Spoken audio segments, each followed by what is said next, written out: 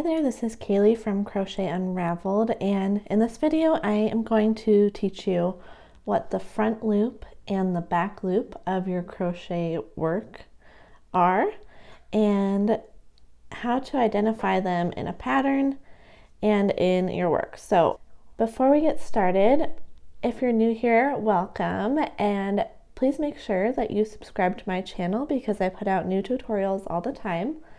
If you aren't new but you haven't subscribed yet, please make sure you do that and go ahead and give this video a thumbs up if you're excited to learn this crochet turn.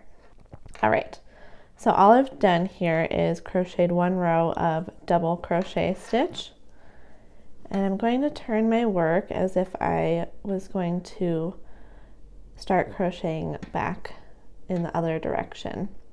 Okay, so I've just done a turning chain of 2, and we're going to ignore these 2 chains right here, and I'm going to look at the first stitch of the row below, and this is where we're going to see our front and back loop. Okay, so if you turn your work to the top,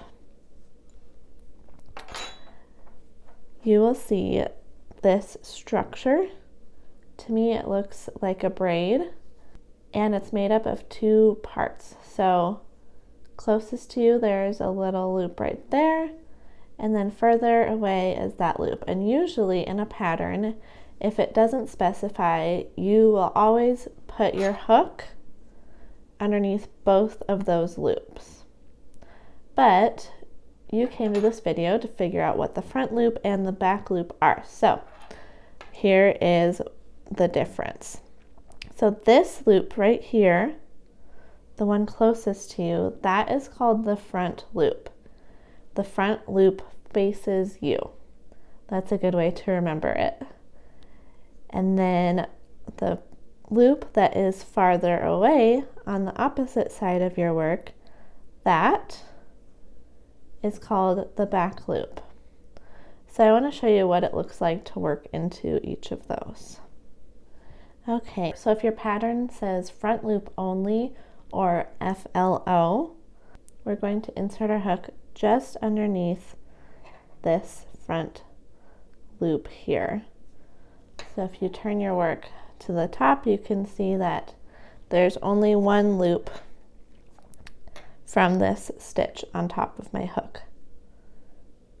Okay, and you would just do your stitch as you normally would. So if I continue with double crochet, I would yarn over and then insert under just that one loop, yarn over again, pull up a loop, and then finishing out my stitch. And the reason that we work in one loop or the other is to create a visual effect. So you'll notice that you can still see that back loop there. So let's try to work into the back loop. So I'm going to yarn over like I usually would for a double crochet stitch, and then turning my work this way so I can see the top of the next stitch, I'm going to just insert underneath that back loop, yarn over, pull up, yarn over, pull through 2, and then yarn over and pull through 2 more. So if you need to, you can go back and look at the thumbnail of this video with the arrows and then make a little note for yourself about which one is the front loop and which one is the back loop, so you'll remember for next time. But that is all I had to share with you for today. If you haven't already, I would really appreciate it if you subscribe to my channel. It's a free subscription and you get a ton of crocheting value. Also, I would love to invite you to go to my website at crochetunraveled.com and sign up for the email list there, and you'll get a lot of value from being part of that email list as well. If you have any questions or comments, feel free to leave them in the comment section below and I'll be sure to get back to you. Other than that, I hope that you enjoyed this video and I will see you in the next one. Happy crocheting!